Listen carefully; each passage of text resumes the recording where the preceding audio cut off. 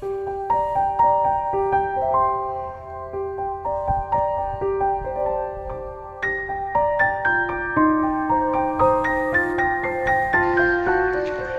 Ibu, saudara-saudariku yang terkasih, selamat pagi.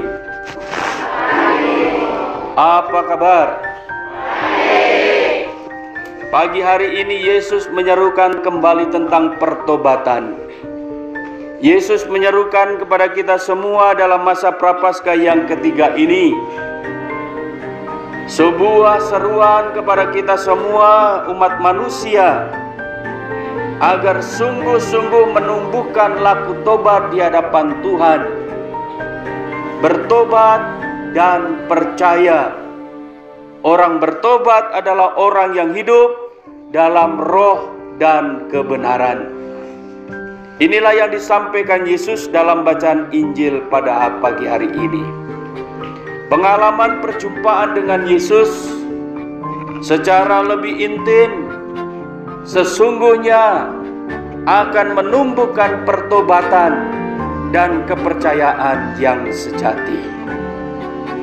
Maka Bapak, Ibu, saudara-saudari, bagaimana mungkin orang mau bertobat secara betul, mengalami pertobatan sejati, kalau hidupnya sendiri tidak dekat dengan Tuhan? Hidup sibuk dengan dirinya sendiri. Doa diabaikan, amal baik diabaikan, perbuatan-perbuatan cinta kasih diabaikan. Apalagi hari Minggu adalah hari Tuhan yang seharusnya kita semua berduyun-duyun menuju ke gereja yang luar biasa ini untuk menyembah dalam roh dan kebenaran dan bersatu dengan Tuhan yang hadir secara nyata dalam Ekaristi pun tidak dilakukan. Maka pertanyaannya, bagaimana mungkin kita akan bertobat dengan betul? Pertobatan yang sejati yang paling utama dan pertama, bertobat dan percaya karena merasakan dalam iman perjumpaan pribadi dengan Tuhan. Inilah Bapak, Ibu, saudara-saudari, syarat pertobatan yang sejati adalah perjumpaan pribadi. Lalu Bapak, Ibu bertanya, kapan Romo kita bisa berjumpa dengan Tuhan? Saya tidak pernah bisa berjumpa dengan Tuhan, tidak bisa pernah melihat. Bapak, Ibu, saudara-saudari, berjumpa dalam iman, dalam penghayatan iman, kita bisa merasakan kehadiran Tuhan melalui peristiwa-peristiwa hidup kita, pengalaman-pengalaman hidup kita sehari-hari. Kalau Bapak, Ibu sungguh dekat dengan Tuhan, hati semakin terbuka dengan Tuhan, akan banyak hal disadari anugerah dari Tuhan. Semakin jauh dari Tuhan, kita tidak pernah akan menyadari rahmat dan kasih yang terus-menerus mengalir dalam kehidupan kita. Orang yang dekat dengan Tuhan, hidupnya selalu dipenuhi dengan doa. Baik itu doa pribadi maupun doa bersama dalam keluarga, dalam lingkungan. Lebih-lebih adalah orang yang bersatu dengan Yesus, setia mengambil bagian dalam perjamuan Ekaristi. Orang itu akan menyadari banyak hal, pengalaman-pengalaman hidupnya, walaupun kadang-kadang pengalaman itu mengalirkan air mata, mendatangkan kepedihan, tapi dia akan sadar Tuhan selalu hadir dalam setiap peristiwa.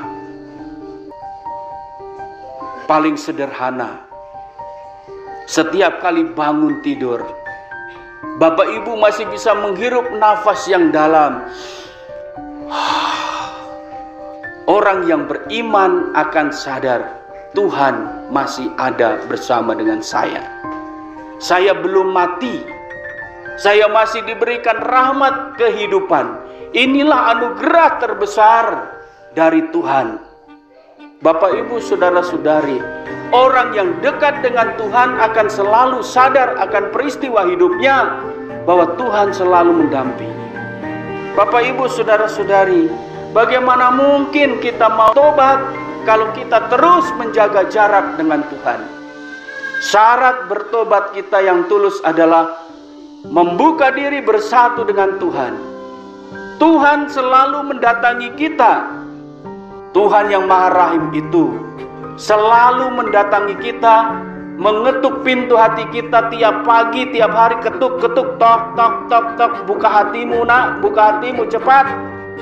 Tapi kita selalu menolaknya.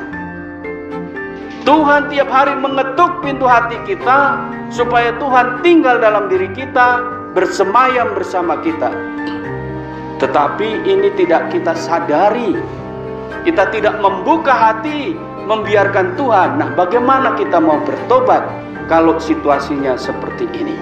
Maka Bapak Ibu Saudara-saudari, dalam bacaan Injil, Yesus berjumpa dengan seorang perempuan Samaria yang dianggap sebagai orang kafir, dianggap sebagai orang yang tidak beriman, dianggap sebagai orang yang tidak kenal Tuhan. Yesus berjumpa dengan mereka, berawal dari kata-kata, "Berilah aku minum." Pernyataan ini Bapak Ibu Saudara-saudari, pernyataan ini bukan berarti hanya secara harafiah. Yesus haus, Yesus butuh minum, butuh air. Bukan hanya itu saja, ada makna iman di dalamnya. Berilah aku minum, bukan hanya air dalam arti secara harafiah, tetapi Yesus meminta jiwa-jiwa. Orang-orang berdosa, orang-orang yang berdosa, orang yang tidak mengenal Tuhan, orang yang jauh dari Tuhan, berikan kepada Yesus, maka Yesus akan memberikan air kehidupan.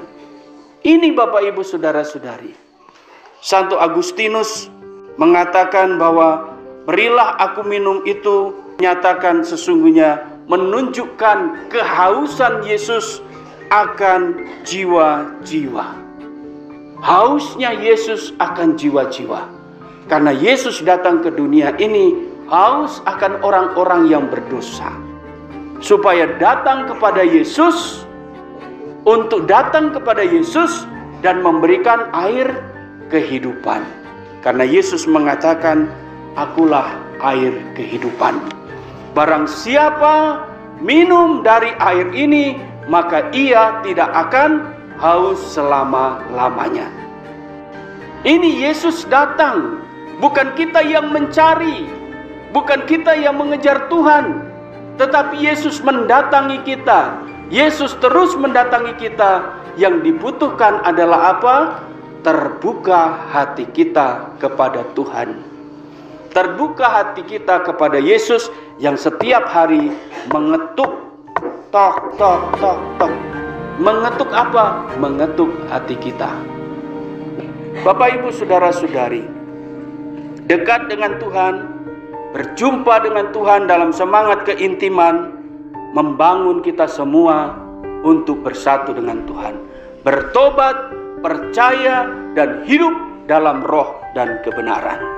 Kemuliaan kepada Bapa dan Putra dan Roh Kudus.